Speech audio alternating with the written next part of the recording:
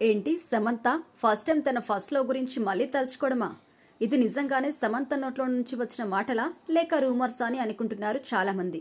కానీ డౌట్ పడాల్సిన అవసరం లేదు. ఎందుకంటే సమంత నోటి నుండి స్వయంగా నా ఫస్ట్ లవ్ ఎప్పటికీ ప్రత్యేకమే అంటూ చెప్పుకొచ్చింది. మరి ఇంతకీ విడాకుల తర్వాత ఎన్ని రోజులకి సమంత తన ఫస్ట్ లవ్ ని తలుచుకోవడానికి కారణం ఏంటి అనేది ఇప్పుడు తెలుసుకుందాం. సమంత ఫస్ట్ లవ్ అనగానే అందరూ నాగచైతన్యని మళ్లీ తలుచుకుంటారు అని ఎంతో మంది ఫ్యాన్స్ సంబరపడిపోతున్నారు.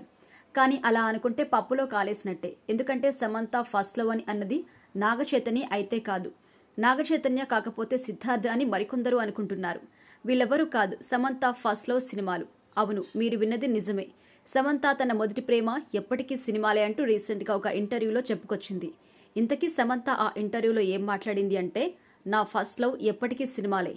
ఇప్పటి నుండి నేను సినిమాలకి గ్యాప్ ఇవ్వాలి అనుకోవడం లేదు. మళ్లీ సినిమాల్లో వరుసగా నటిస్తాను. ఇప్పటికే చాలా రోజుల గ్యాప్ ఇచ్చాను, ఇకపై వెయిట్ చేయించలేను అంటూ సమంత చాలా ఎమోషనల్ గా మాట్లాడింది. ఇక సమంత ఆ ఇంటర్వ్యూలో నా ఫస్ట్ లవ్ ఎప్పటికీ సినిమాలే అంటూ మాట్లాడిన మాటలు ప్రస్తుతం వైరల్ అవుతున్నాయి. ఇక మళ్లీ మునుపటి సమంతను చూడబోతున్నామని ఫ్యాన్స్ ఖుషి అవుతున్నారు. ఇక సమంత ప్రస్తుతం బాలీవుడ్ లో రక్త బ్రహ్మాండ్ అనే వెబ్ సిరీస్ చేస్తోంది. ఈ వెబ్ సిరీస్ ప్రస్తుతం నిర్మాణ దశలో ఉంది. అలాగే తెలుగులో తన సొంత బ్యానర్ లో మా ఇంటి బంగారం అనే సినిమా చేస్తుంది.